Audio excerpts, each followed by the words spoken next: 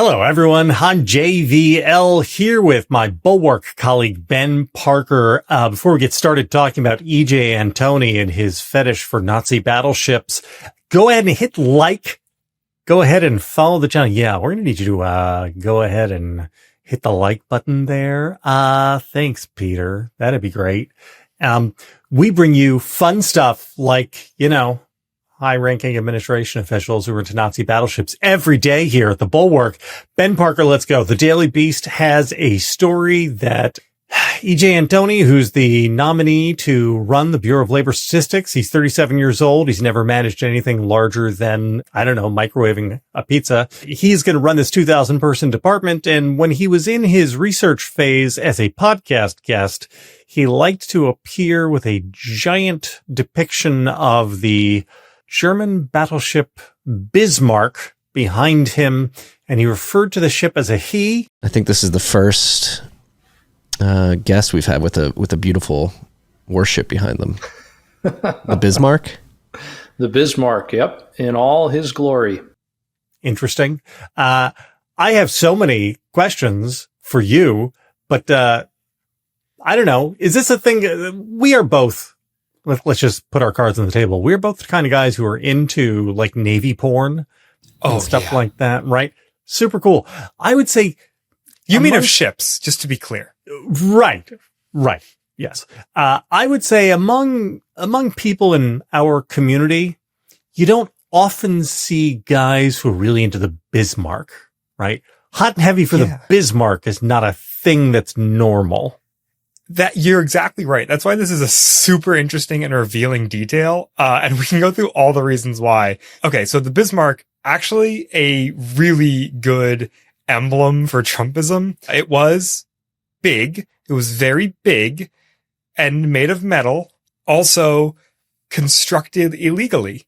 When the Germans started building it in the mid-30s, they were still under treaty obligations that said you can't build ships more than a certain size, and they just said it was much smaller than it was. Sort of like Trump with his apartment, just saying it's much smaller than it is, and actually it's much bigger. So yeah, built illegally. Huge symbolic thing. There were only two ships in this class, the Bismarck and the Tirpitz. And honestly, from the very beginning, they were more symbol than actual, useful weapon, because as we know, by the time World War II rolls around, battleships aren't actually that important anymore. Yeah, the age of the battleship is ending with World War II, and especially in the North Atlantic. Like a battleship is how useful is a battleship, right? It was supposed to go and sort of hang out in the middle of the North Atlantic and raid Allied shipping. Do you want to know how many ships the Bismarck sunk? It was the Hood and how many others? That's it. It sunk one ship. And so that's a lot of, as an ROI, right? Cost per sinking. This is why, again, anybody who's ever played Axis and Allies, the Milton Bradley Grandmaster strategy game, would know if you're playing as Germany, you don't buy battleships, you buy submarines. Right. The U-boats did much more damage. The Bismarck managed to sink one British ship, a big one. Yeah. And then the British chased it down and destroyed it with aircraft carriers, with torpedo planes. And it went down. Actually, the Germans eventually scuttled it, but it was going down. Okay. Other facts about the Bismarck. We talked about how big it was. Weird that if you were into just the biggest battleship, you're just into size. Not the biggest, right? Didn't the Japanese have a bigger one? Two. So the Yamato class that the Japanese built also had two ships in the class, the Yamato and the Musashi. They also were not very useful and spent most of the war hiding. Big targets. I will say, big targets, huge targets. The Yamato also eventually destroyed by airplanes from aircraft carriers, American in that case.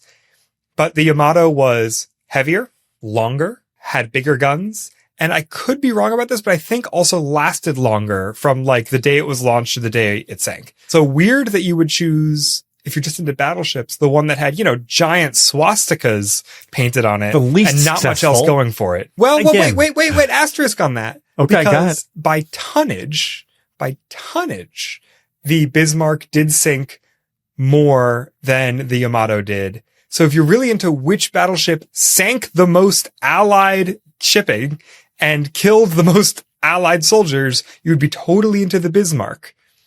Oh, Oh, that's so interesting. Now, as regular viewers may know, when I'm in my home studio and not on the road as I am now, I in fact have a little model of a battleship. Now, it's a space battleship, the Yamato, which is from an anime TV series of my youth, but super cool. But I chose it not because, it was related to Imperial Japan, but I used to watch a cartoon about it.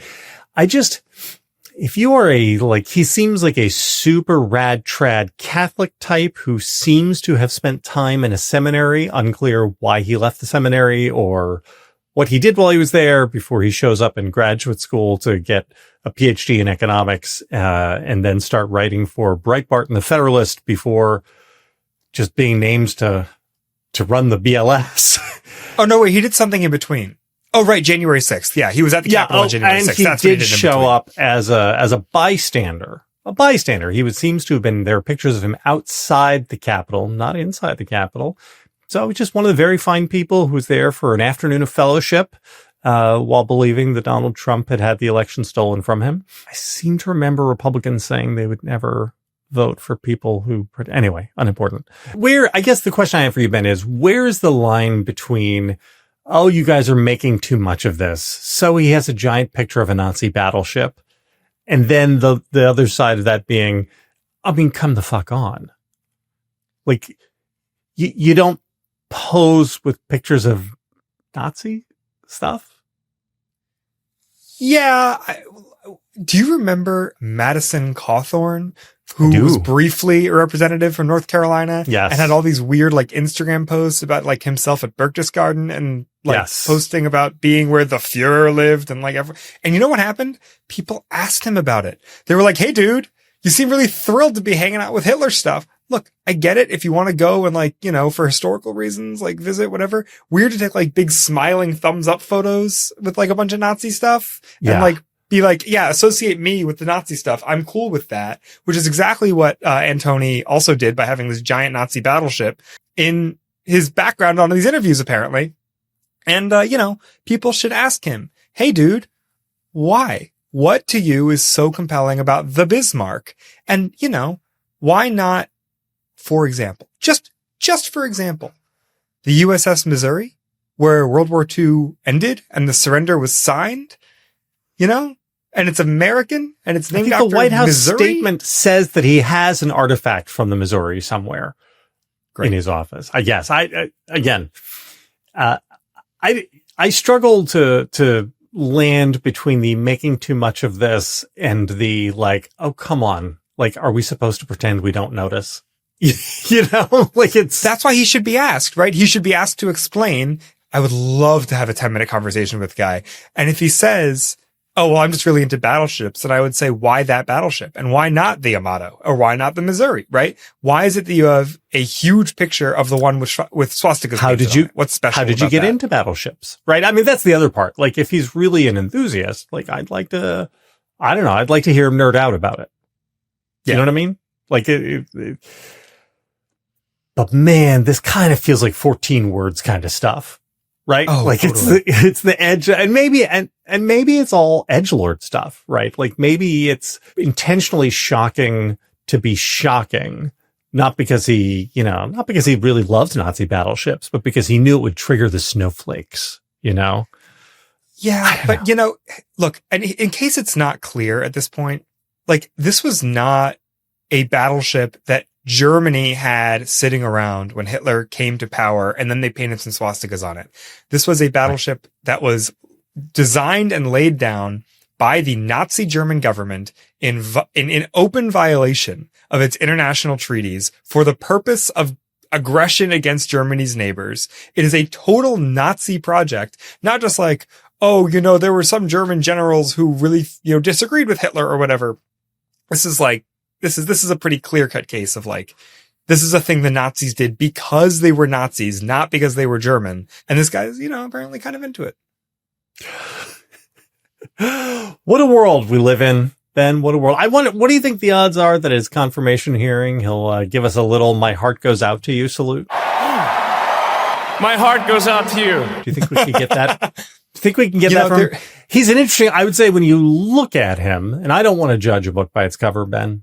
I would never, please don't ever accuse me of judging books by their covers. In fact, that's why many books just have like brown covers on them, because they don't want you to pay any attention to what's on the cover.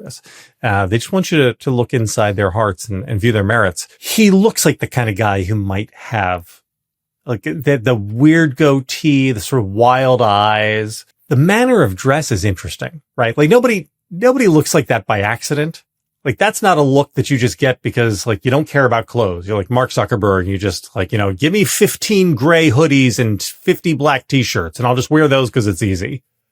Like this guy is like, but he's changed his name. He's done the JD Vance name change, which is weird how many of these guys have like changed the names they go by as adults. Isn't that strange to you? It's a little weird. I also got to say, I really do hope in his confirmation hearing, some senator asks him, so, you like Hitler's battleships. What do you think of Hitler's employment statistics?